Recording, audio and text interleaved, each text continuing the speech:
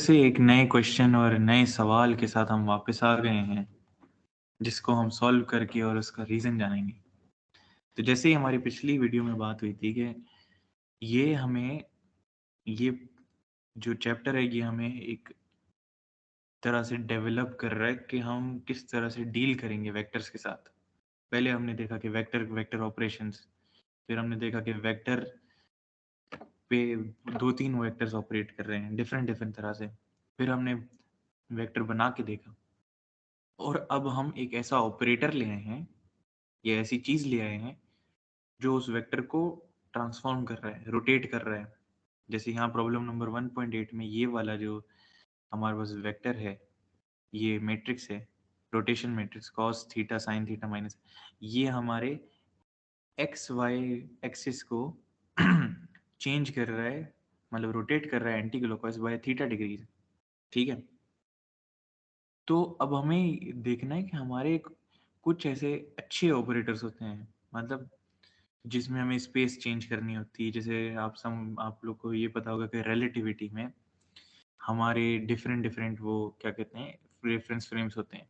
ठीक है, लेकिन नॉर्मल लेवल पे जो हमारे रेफरेंस फ्रेम्स हैं या डिफरेंट फ्रेम्स हैं, उसमें हम ये चाहते हैं कि हमारी जो फिजिक्स है या हमारी लेंथ है या मैग्नीट्यूड है वो हमारे लिए सबसे इम्पोर्टेंट चीज़ है। यानी ये नहीं है कि एनर्जी में इधर अर्थ पे बैठा हूँ तो एनर्जी कुछ और है और मार्स पे जाऊँ तो एनर्जी कुछ और है। ठीक है, दोनों में सेम एनर्जी होनी चाहिए, यानी सेम मैग्नीट्यूड होना चाहिए। ठीक है, तो अब मैं अगर सारी कंडीशन सेम है तो ठीक है, डिपेंड करता है। तो अब ऐसे ऑपरेटर हों कि मैं जो अपना फ्रेम ऑफ रेफरेंस है मैं अपना स्पेस चेंज करूं तो उनकी लेंथ मेंटेन रहे। अगर उनकी लेंथ मेंटेन रहती है तो वो मेरा ऑपरेटर अच्छा ऑपरेटर है। ठीक है, तो अभी हम रोटेशन से तो हम चेंज ही नहीं करते लेंथ। अगर रोटेशन से लेंथ चेंज नहीं कर रहे तो हमारे एक रोटेटेड फ्रेम में वो ऑपरेटर या वो वेक्टर जो है वो डिफरेंट तरह का तो दिखेगा, लेकिन उसकी लेंथ सेम होगी।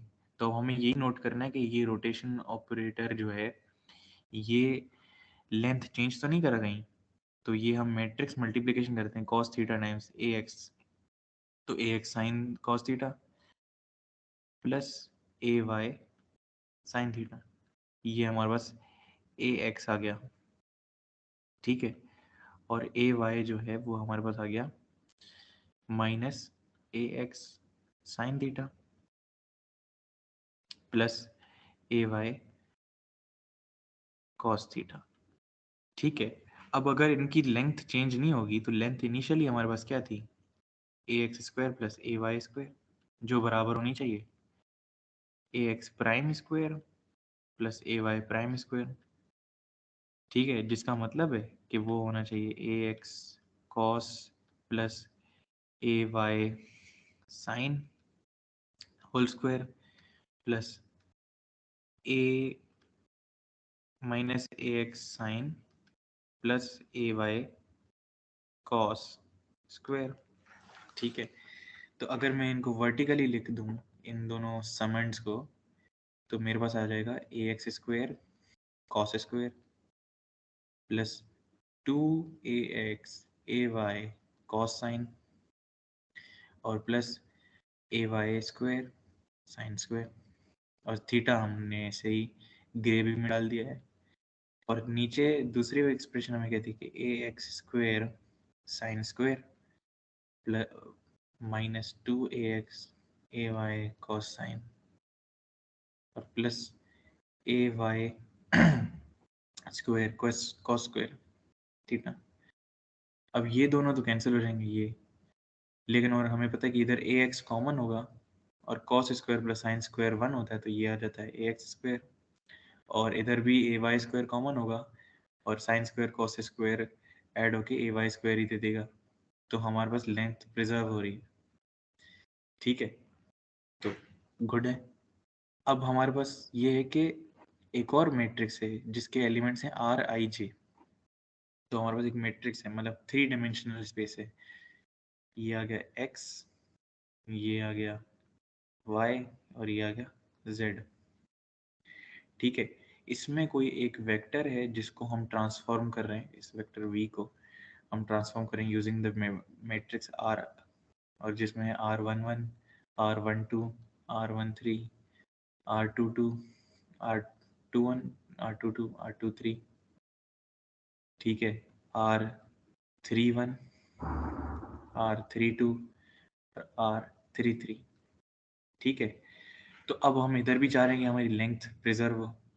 तो लेट सपोज कि हमारे पास ट्रांसफॉर्म्ड कंपोनेंट पहला यानी x वाला A1 प्राइम है, दूसरा A2 प्राइम है, तीसरा A3 प्राइम है, और उस वो है मैट्रिक्स ट्रांसफॉर्मेशन के बराबर है। तो R11, R12, R13 matrix times original vector A1, A2, A3, ठीक है, R22, R21, R22, R23, 33, 32 और 31। तो अब जब हम मैट्रिक्स मल्टीप्लिकेशन करते हैं तो हमारे पास तीन इक्वेशन बनती हैं, तीन मतलब कंपोनेंट्स आते हैं, A1 R11 plus A2 R22 plus A3 R33, similarly A1 R21, A2 R22, ये R13 ये R12 है, और A3 R22 और इधर आ जाता है A1 R31 plus A2 R32 plus A3 R33, ठीक है। अगर ये हमारे पास आ जाता है तो हम इनका भी मैग्नीट्यूड कैलकुलेट करते हैं। तो मैग्नीट्यूड क्या होगा, मैग्नीट्यूड इसका बराबर होगा मेरे पास A1 prime square plus A2 prime square plus A3 prime square, which must equal A1 square plus A2 square plus A3 square, ठीक है। तो अब इस पहले कंपोनेंट का हम स्क्वायर करके देखते हैं, फिर दूसरों का हम इजीली बना सकते हैं, जैसे A1 R11 plus A2 R12 plus A3 R13 का स्क्वायर। तो लेट सपोज इसको B कंसिडर कर लो, इसको A कंसिडर कर लो, तो A plus B whole square क्या होता है, A स्क्वायर, यानी A1 square R11 square 2AB, तो वो हो जाता है 2A1 A2 R11 R12 plus B में दो कंपोनेंट्स हैं तो ये आ गया 2A1 A3 R11 R13 और प्लस B स्क्वायर, B ये है तो B की कंपोनेंट कर लो A2 square R12 square, B square, इस B के अंदर भी एक है दूसरी टर्म, उसका स्क्वायर कर लेते हैं A3 स्क्वायर R क्या कहते हैं 13 स्क्वायर, और दूसरी तीसरी टर्म आ जाती है A12 A3 R12 R13, ठीक है। अगर ऐसा है तो हम इसको वर्टिकली लिख देते हैं, सारे कंपोनेंट्स हमारे पास आते हैं A1 square R11 square. Similarly दूसरे वाले में बस R11 की जगह R21 है तो हम ये कर देते हैं A1 स्क्वायर R21 स्क्वायर, और तीसरे वाले में A1 स्क्वायर R31 स्क्वायर। ये मैट्रिक्स मल्टीप्लिकेशन इसीलिए इतनी अच्छी है क्योंकि इसमें हम बहुत सिंपली चीज़ें जनरलाइज कर सकते हैं हर रो हर कॉलम के लिए। फिर दूसरा कंपोनेंट है 2A1 A2 R11 R12, तो 2A1 A2 R11 R12 जो इधर होना चाहिए 2A1 A2 R21 R22, और इधर होना चाहिए 2A2 A3 R31 R32। Similarly तीसरा इधर कंपोनेंट है 2A1 A3 R11 R13, so 2A1 A3 R21 R23 2A2 A3 A1 A3 R31 R33, ठीक है। और एक और component 2A2 A3 R12 R13, so 2A2 A3 plus R22 R23 और 2A2A3 R32 R33, ठीक है। और बाकी रह गया अपने पास क्या कहते हैं A2 स्क्वायर R12 स्क्वायर और A3 स्क्वायर R13 स्क्वायर। तो यहाँ आ जाएगा A2 square R22 square plus A3 square R23 square, और इधर आ जाएगा A2 स्क्वायर R32 स्क्वायर और A3 स्क्वायर R33 स्क्वायर्ड, और इसको इक्वल होना चाहिए A1 square plus A2 square plus A3 square के।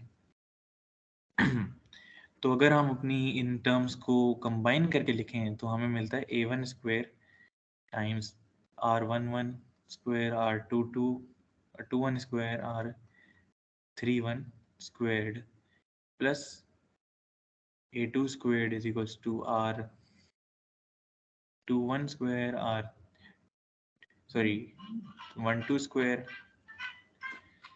R22 स्क्वायर्ड और R32 स्क्वायर्ड, और A3 स्क्वायर्ड आ जाता है अपने पास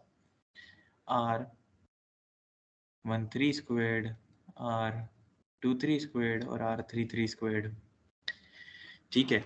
और बाकी जो कंपोनेंट्स हैं उनको मैं कैलकुलेट नहीं करूंगा क्योंकि वो अभी बताता हूँ क्यों। A3 स्क्वायर्ड इसके बराबर आना चाहिए।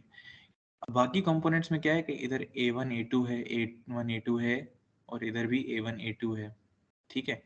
इधर A1 A3, इधर A1 A3, इधर A1 A3, इधर A2 A3 है, इधर A2 A3, इधर A2 A3 है, ठीक है। अब ये तीन कंपोनेंट मेरे पास कंट्रीब्यूट नहीं कर रहे हैं नीचे, मतलब राइट हैंड साइड पे देखूं अगर मुझे इक्वेट करना है ना A1 square A2 square length conservation में कंट्रीब्यूट ही नहीं कर रहे हैं। अब इसकी वजह क्या है? अब इसकी वजह ये है कि जो ओरिजिनली जो था मेरा एक्स कंपोनेंट की लेंथ बता रहा था, वाई कंपोनेंट में वाली लेंथ बता रहा था, Z component Z length component वाली लेंथ बता रहा था, ठीक है। तो मैं लेंथ ऐसे नहीं कैलकुलेट कर रहा था कि मेरे पास कोई प्लेनर लेंथ है, यानी प्लेनर लेंथ यानी एरिया की लेंथ है किसी तरह की, जैसे ए एक्स ए वाई, ठीक है। यानी एक्स कंपोनेंट और वाई कंपोनेंट मिलके मुझे कोई एक लेंथ दे रहे हैं, ऐसा नहीं था। यानी इस इक्वेशन में इक्वेशन में मेरे पास 0 A1 A2 है, इस इक्वेशन में 0 A2 A3 है, इस इक्वेशन में 0 A1 A3 है। इसका मतलब ये जो परपेंडिकुलर कंपोनेंट है, यानी मतलब आपस में जो ऑर्थोगोनल कंट्रीब्यूशंस हैं वो हैं ही नहीं। अगर वो हैं ही नहीं तो इसका मतलब लेंथ में सिर्फ पैरेलल कंपोनेंट अपने मतलब एक्स कंपोनेंट की लेंथ दे रहे हैं, वाई कंपोनेंट की लेंथ दे रहा है, और जेड कंपोनेंट की लेंथ दे रहा है, सही है। अब इससे लेंथ कंजर्वेशन से हमारे पास एक कंडीशन बन जाती है अपने मैट्रिक्स के एलिमेंट्स पे। अब उन एलिमेंट्स पे क्या कंडीशन है, वो ये है कि ये जैसे R11 square R21 square R31 square है, तो मैं इसको, और वो उसके पीछे A1 है, तो मैं कह सकता हूँ RIJ, ठीक है, और RIK, और ये मैं IJK पे सम कर रहा हूँ, सही, JK पे सम कर रहा हूँ। तो ये मेरे पास बराबर होगी 0 के, जब J K के बराबर नहीं है, लेकिन जब J K के बराबर है तो ये मेरे पास 1 के बराबर होगी। क्यों? क्योंकि अगर J K के बराबर होगा तो मेरे पास आ जाएगा RIJ और ये हो जाएगा RIJ स्क्वायर्ड, ठीक है। जो जो मुझे पता है R11 squared R21 squared R31 squared ये कंट्रीब्यूट कर रहे हैं, लेकिन R31 R32 सॉरी हाँ R31 R32 ये कंट्रीब्यूट नहीं कर रहे। R32 R33 ये कंट्रीब्यूट नहीं कर रहे, यानी RIJ और RIK, यानी जब सेकंड जो अपना इंडेक्स है वो डिफरेंट है तो ये कंट्रीब्यूशंस नहीं आ रही हैं। अब ये अगर मैं मैट्रिक्स को देखूं, जैसे ये R11 R12 R13 R21 R22 R23, R31, R32, R33। ठीक है, अब ये जो सम है ना, जिसमें i और j इक्वल हो रहे हैं, ये सम 1 के बराबर होगा, अकेली टर्म 1 के बराबर नहीं होगी। सिमिलरली जैसे इधर सम होगा R11, R12 plus R21, R22 plus R31, R32, ये सम पूरा 0 के बराबर है। यानी परपेंडिकुलर कंट्रीब्यूशंस किसी हद तक हैं, लेकिन वो हमें जाहिर नहीं हो रही लेंथ के अंदर, वो आपस में कैंसिल आउट हो रही हैं।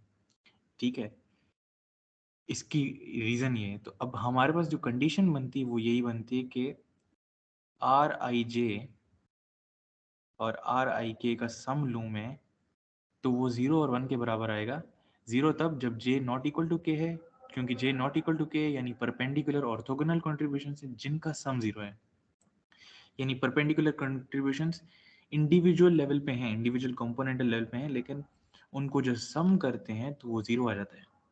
लेट सपोज कि कोई कंपोनेंट है a1 a2, यानी a x कंपोनेंट है y कंपोनेंट है। अब x कंपोनेंट और y कंपोनेंट की जो कंट्रीब्यूशन है वो कहाँ कहाँ से आ रही है, इन दोनों टर्म से आ रही है, इन दोनों टर्म से भी आ रही है R21 2 और इन दोनों टर्म से भी आ रही है। ठीक है, अब इन दोनों टर्म्स की जो अपनी अपनी कंट्रीब्यूशन है वो किधर आ रही है, वो अपने इस कंपोनेंट मतलब जो मैं मैट्रिक्स मल्टीप्लिकेशन करूंगा इसकी, तो वो मुझे रिजल्ट मिलेगा फर्स्ट कंपोनेंट के अंदर। तो R11 और R12 मेरे फर्स्ट कंपोनेंट के अंदर कंट्रीब्यूट कर रहे हैं। सिमिलरली जो R21 है R22 है वो मेरे सेकंड कंपोनेंट में कंट्रीब्यूशन देंगे, और जो मेरा R31 और R32 है वो मेरा थर्ड कंपोनेंट में कंट्रीब्यूशन देंगे। ठीक है, यानी A1 प्राइम, A2 प्राइम और A3 प्राइम। अगर ऐसा है तो मतलब ये जो इंडिविजुअल A1 प्राइम में कुछ लेंथ होगी परपेंडिकुलर कंट्रीब्यूशन की, A2 प्राइम में कुछ लेंथ होगी परपेंडिकुलर कंट्रीब्यूशन की, A3 प्राइम में भी होगी, लेकिन जब तीनों को सम करूंगा तो वो मुझे एक 0 देगी, यानी परपेंडिकुलर कंट्रीब्यूशंस लेंथ मेजर करने में डाई आउट हो रही है। लेकिन पैरेलल कंट्रीब्यूशन जैसे R11 times R11 square R11, R21 times R21 square, R31 times R31 square, ये कंट्रीब्यूशंस मुझे ऐड होके 1 दे रही हैं। ठीक है, तो ये मेरे पास कंडीशंस बनती हैं, और ये हमारे पास एक बेहतरीन ऑपरेटर देता है जो हमारा स्पेस को रोटेट कर सकता है, ट्रांसफॉर्म कर सकता है। पर कोई भी वेक्टर को ट्रांसफॉर्म करेगा ये, तो लेकिन उसकी लेंथ मेंटेन करके रखेगा।